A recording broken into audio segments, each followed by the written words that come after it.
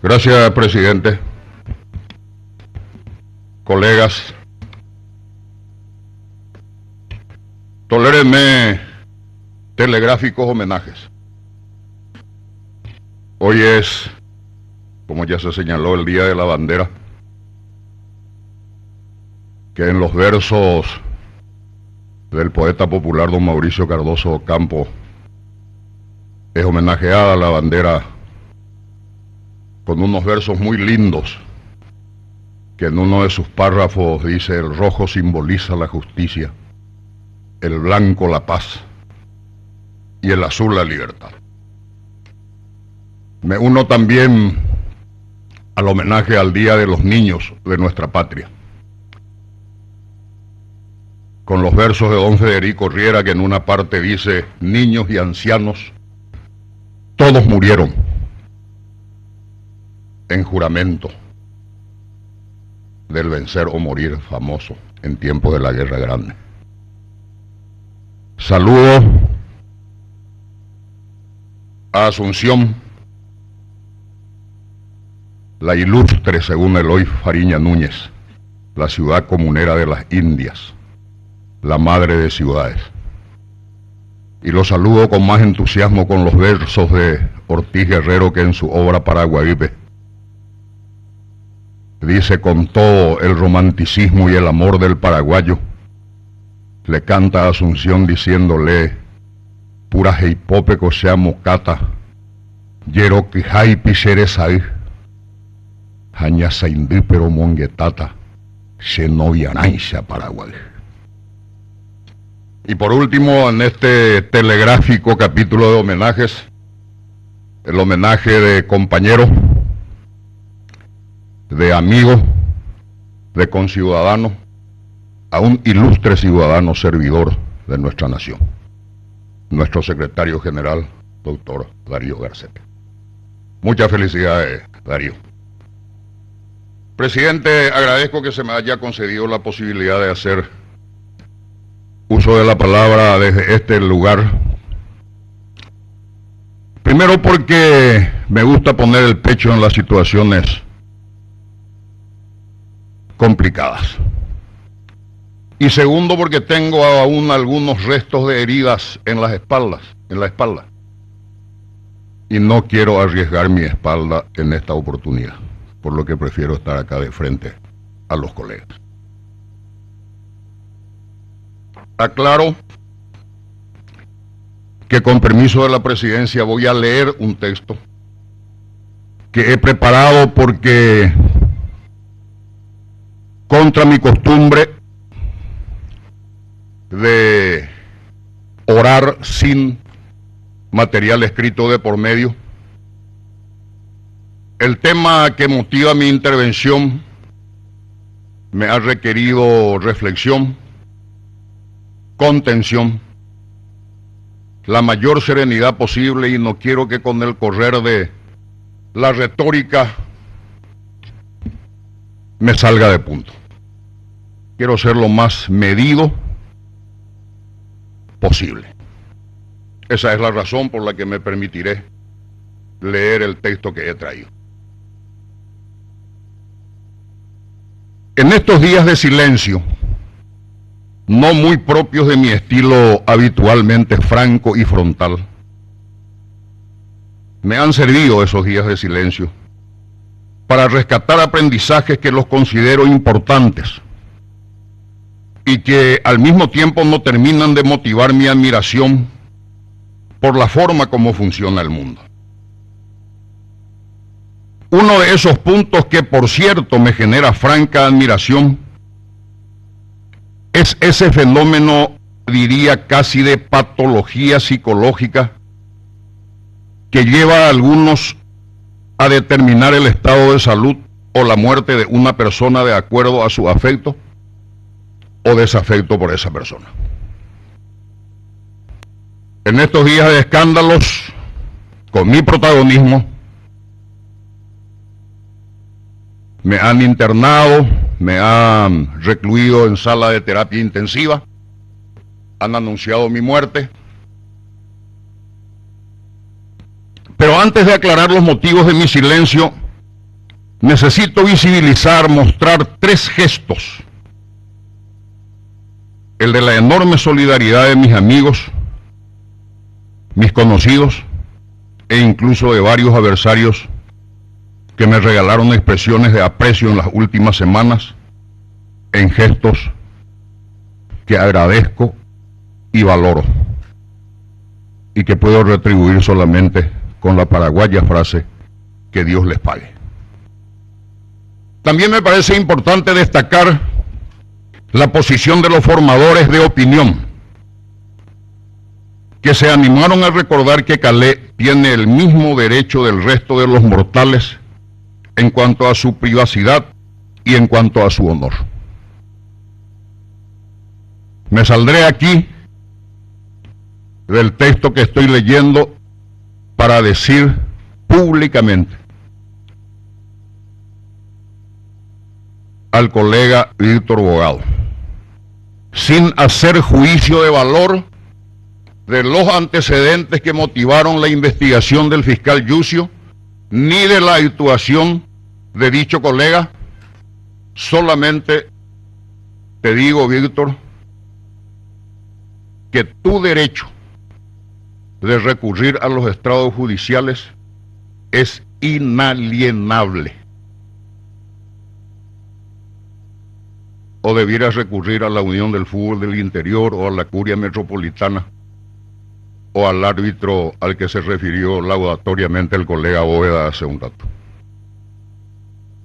Es el estrado en el que debemos dirimir nuestras rencillas, plantear nuestros reclamos y defender nuestros intereses. Así funciona una república.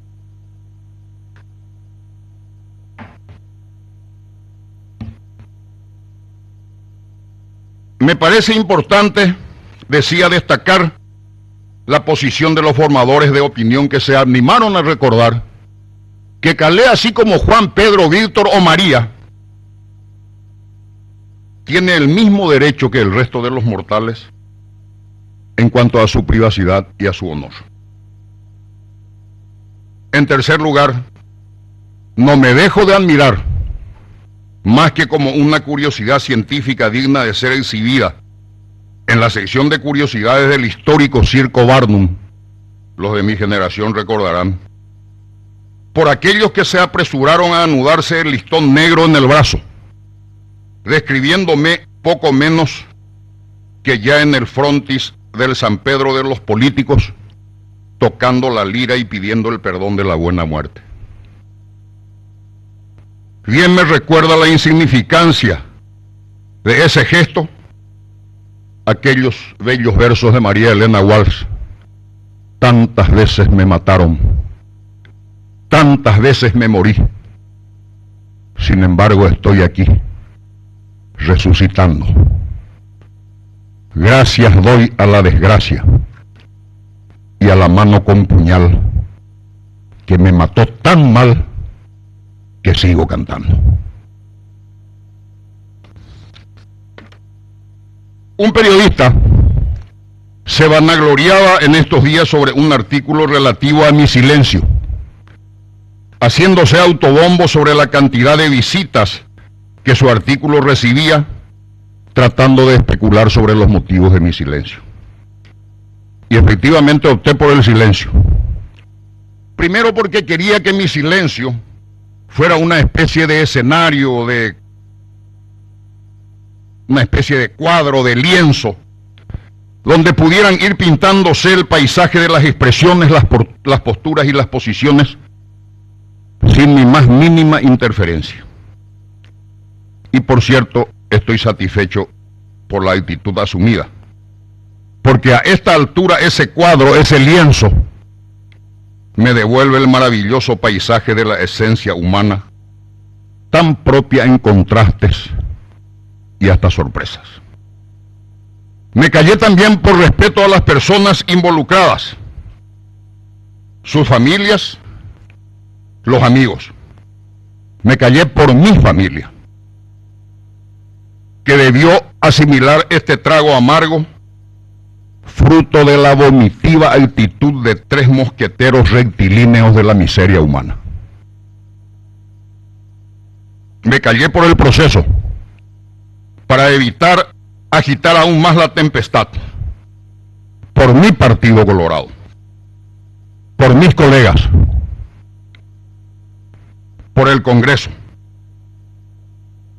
Y como le señalé a los compañeros Cartes, presidente de la República, y Lilian, presidenta de mi partido aquí presente, Calé no iba a pisar el palito para hacer de este episodio un motivo de crisis interna partidaria.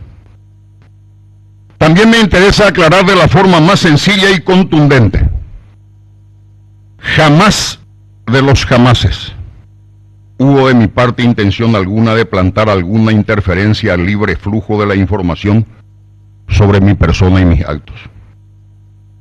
Nos posicionamos, eso sí, sobre la difusión del video por las razones argumentadas suficientemente, y como lo haría cualquiera que se viera acosado por la difusión de una escena de su más absoluta intimidad. Además, siendo como soy el político más perseguido por la crítica de un par de medios de comunicación en la historia del Paraguay, ¿por qué habría de conmoverme la alusión en negativo sobre mi persona? Si recurrí, como corresponde en un Estado republicano, a la instancia judicial pertinente, fue después de ver que el video de Marras se difundía en un canal de televisión a las 6 de la tarde. Y ni qué decir en los noticieros de las 20 horas. Nunca voy a callarme ante la crítica. Asimismo, nunca voy a interferir la crítica. Que eso quede claro. Presidente, aprovecho este capítulo para comentar una verdadera cátedra de miserabilidad. Yo suelo usar mucho la figura del boxeo en la jerga política, señalando que no corresponde peleas entre pesos pesados y pesos pluma. Me referiré ahora a otro aspecto de dicho deporte. Hay 2 formas de boxear. Una es leal y casi siempre ha adornado a los auténticos campeones. Les invito a pensar en uno de ellos, Muhammad Ali, de nombre civil Cassius Marcellus Clay Jr. Clay prefería dar un respiro a sus adversarios cuando los tenía contra las cuerdas, para que su victoria jamás estuviese contaminada de los salpicones del golpe bajo. Su propia magistralidad hizo que nunca necesitara de esos recursos. Pero después tenemos a aquellos boxeadores amañados, acostumbrados a pegar bajo el cinto, a ubicar cabezazos y hasta pegar un patadón a la costilla de algún adversario eventualmente caído. Yo pude ver estos 2 boxeadores por estos días entre mis adversarios del periodismo. No voy a hablar sobre el Clay del caso porque todavía me asombra un poco y tengo que confirmarlo. Pero sí voy a hablar sobre el boxeador sucio y amañado, que viene a clavarte un cuchillo porque confunde una siesta tuya con un desvanecimiento. Y estoy hablando del grupo Bierce. Yo no me explico cómo las habituales caminatas de Bierce por la agreste paz del Parque Seminario, donde los añosos árboles que en el pasado fueron testigos de la piedad de ilustres próceres de la Iglesia Católica, no le han transmitido un poco de humanidad. Y voy a citar solo 2 ejemplos de cómo ser sucios con el dolor y con el error ajeno. Sus medios fueron los que más atacaron, los que más atizaron la difusión de los videos. Incluso en sus espacios informativos sin ninguna protección de identidad. Y no estoy reclamando la protección de mi identidad. Y sus medios fueron, atención que de esto se habló poco, sus medios fueron los que más insistieron en el invento fantástico de la minoridad de una de las protagonistas del video. O sea, es muy sencillo. Si una de las personas era menor, como miente Bierzi, Bierzi al mismo tiempo comete el crimen de emitir el video de las relaciones sexuales de una menor. Y eso sí es un crimen. Y eso sí merece pena carcelaria. Claro, la pena carcelaria no la cumplirá Bierzi, no irá Bierzi, como cuando su empresa es procesada por contrabandear azúcar, disco, CD. Bierzi enviará a algún pobre depositero en su reemplazo. Pero no se queda ahí este santo católico, caballero cruzado de la cofradía del gran grial azucarado y el queso vencido. Tengo versiones confiables que luego de todo lo relatado se reúne con una participante del video y en tan interesante reunión le propone actuar como estrella de uno de sus programas de show bailable en uno de sus canales en este país en donde por ley nadie debiera tener más de un canal, de paso. Entonces, tenemos que esto es francamente una oda lírica a la hipocresía del biercismo eterno. Los noticieros de Telefuturo afilan las mejores uñas de la moralidad paraguaya para rasgar las vestiduras del escándalo. Y sin sonrojo, al mismo tiempo, el canal Telefuturo busca colocar a una protagonista de tan bochornoso y lamentable y despreciable y repulsivo acto como la estrella de su programa de mayor rating y la protagonista en diversos canales que maneja el grupo. Si esto no es hacer negocio con el oportunismo y las situaciones que a muchas personas provocan dolor y pesar a consecuencia de su publicación, ¿de qué estamos hablando? Por supuesto, para Bierzi todo es muy fácil, ya que luego de su cotidiano manipuleo, sin guantes, de las enormes ganancias del negocio informal, cruza la calle y se inclina ante el primer altar disponible a recibir su sagrada comunión diaria. Pero aparte de describir este capítulo, que podríamos titular, tal vez, Calé no tiene derecho a la intimidad, me interesa hacer algunas consideraciones sobre el concepto, más que de la privacidad, de lo que implica mi conducta de hombre público. Yo soy un hombre público, y con mi derecho a recurrir a las correspondientes salvaguardas de mi intimidad, también tengo que decir lo siguiente. Soy un hombre público con mis responsabilidades como hombre público, con mis deberes ante la sociedad desde tal perspectiva, y con la obligación de ejercer una permanente defensa de la transparencia de nuestras acciones en y ante la sociedad. Soy un hombre público. Como hombre soy un ser que apunta a perfeccionar sus acciones, lleno de defectos, pero con derechos y obligaciones, con susceptibilidades, con honor, reitero, con numerosos defectos y con virtudes pocas, entre las que la solidaridad con mis hermanos tiene un lugar preferencial.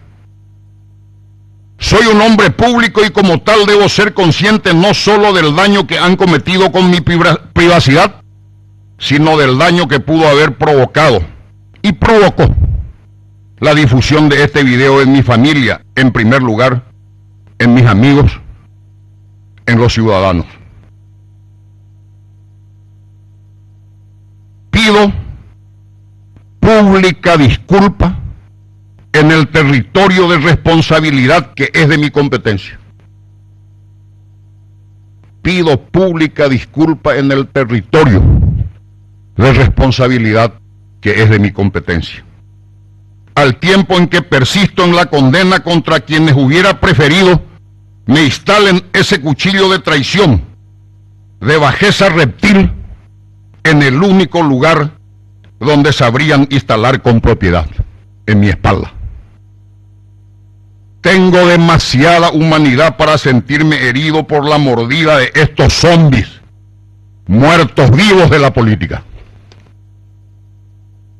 Hay demasiado calé para sus amigos y familiares, para sus votantes e incluso para sus opositores leales, como para exhibir alguna ostensible dolencia por este escupitajo venenoso de un par de peajeros de la política.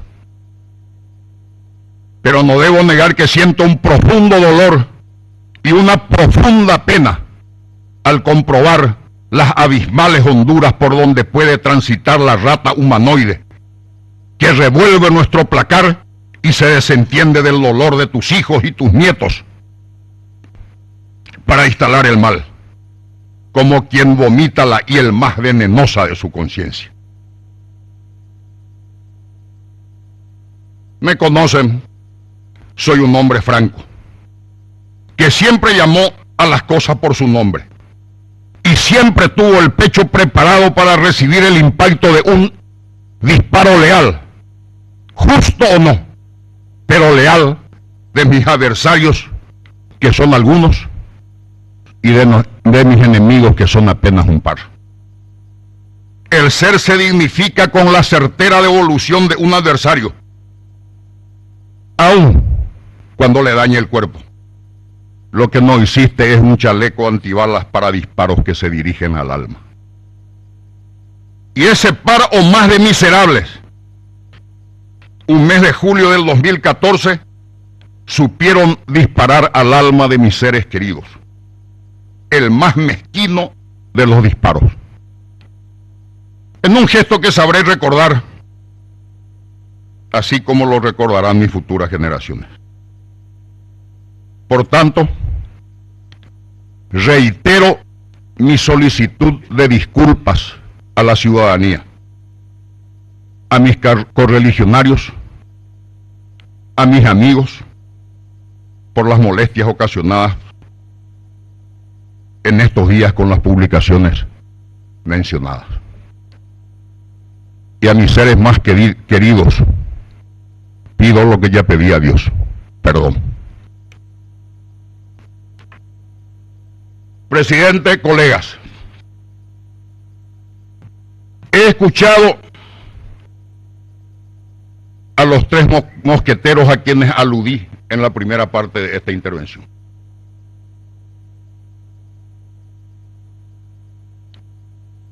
Tres mosqueteros rectilíneos, tratando de defenderse, de sacarse de la nariz un berujoví, mientras en realidad están metidos hasta las rodillas en la sucia cloaca de la conspiración, no solo contra Calé, sino contra el proyecto que defiende Calé.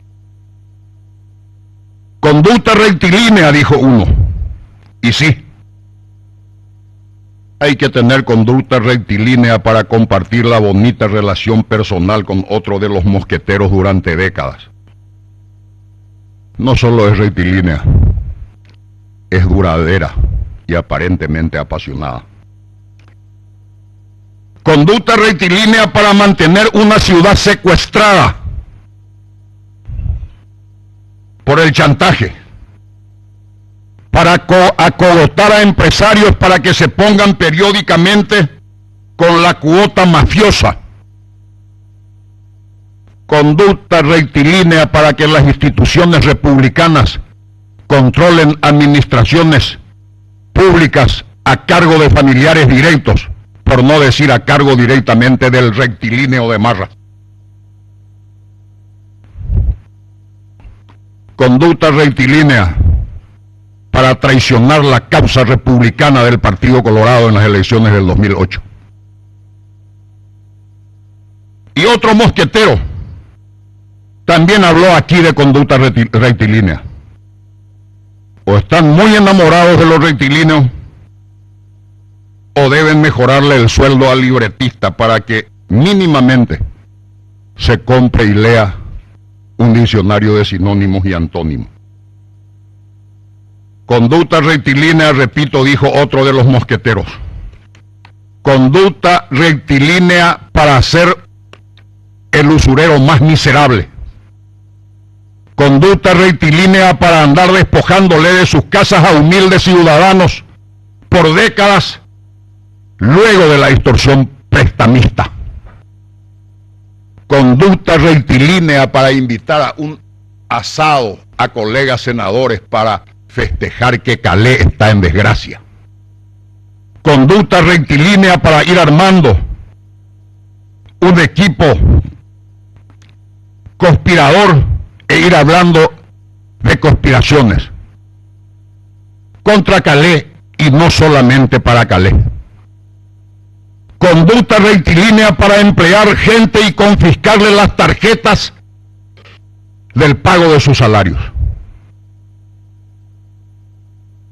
Y conducta rectilínea la del tercero de los mosqueteros, el que supo con su conducta de roedor impenitente anotarse en el exclusivísimo y despreciable club de demandas mamá, de demandar a su madre con la intención de dejarla en la calle. Conducta rectilínea para permanecer juzgando a la gente y pontificando horondamente sin ponerse colorado, mientras ostenta la triste condición de planillero de una binacional tan visible como el nuevo agujero en la tundra siberiana. Con esa conducta, con esas conductas rectilíneas, ¿saben qué pueden hacer? Un broché de sinvergüenzas que abarque a estos tres mosqueteros. Y sabe, presidente, saben, colegas, cuál ha sido la guinda de la torta en materia de miserabilidad. El día en que se empieza a difundir el video, estaba pautado que el presidente Carter suscriba el decreto por el cual se promulgaba la ley sancionada por el Congreso, mediante la cual el Estado asumía el manejo de la recaudación de la campaña Abrazo Republicano para nuestros hermanos inundados.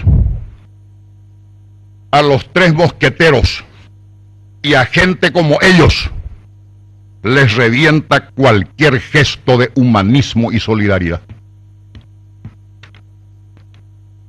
Eso les desespera, enloquece a los sórdidos usureros de la voluntad popular que solo piden votos para sacar ventajas y jamás para aportar, ni aún en los días más tristes de nuestros compatriotas.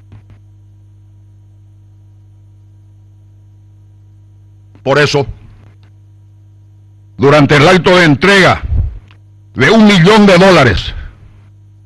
en Burubicharoga, fruto de un extraordinario trabajo de un grupo de amigos, la colaboración del Congreso, de la Cámara, de colegas, senadores y diputados,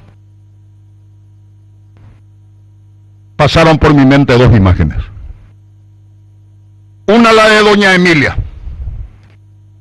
una anciana compatriota que nos entregó 400 guaraníes de su venta de yuyos del 23 de junio y que nos dijo, pea gola agüere comía, y a quien nosotros dijimos, pea boica tú, ña Emilia, y nos abrazamos hasta la emoción. Y la otra imagen que pude ver paseando por mi pensamiento en el momento de la entrega de ese aporte de Abrazo Republicano era la de tres ratas corriendo a refugiarse en los albañales, con el cuchillo aún húmedo con la sangre de mi espalda. Y entonces me dije, es muy ancha la avenida del bien para seguir mirando el paso arrastrado de los miserables, cuyos nombres no se anotarán en otra historia que no sea la de los registros bancarios y de las conductas miserables. Permítanme decirle que en esos días me embargó la felicidad por sobre el dolor.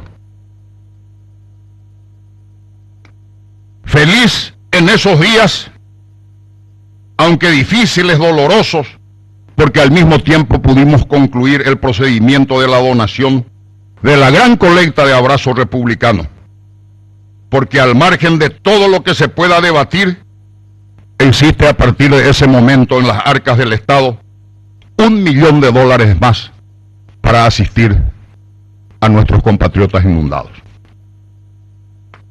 Por tanto, no existe nada en el mundo que pueda modificar la exacta sintonía entre nuestra sonrisa de satisfacción por el deber cumplido y la sonrisa de gratitud de nuestros compatriotas en situación de desgracia. El resto es un asunto de justicia. Es un asunto de justicia, de arriba y de abajo. Y aquí voy a faltar al compromiso que hice de leer todo el texto para ahorrar adjetivos muy duros.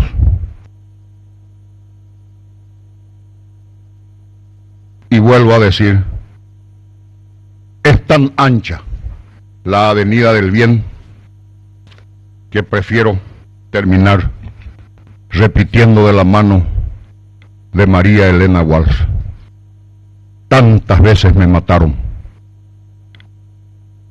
tantas veces me morí. Sin embargo, estoy aquí, resucitando. Gracias doy a la desgracia y a la mano con puñal que me mató tan mal que sigo cantando. Muchas gracias. Gracias, senador Galaverna.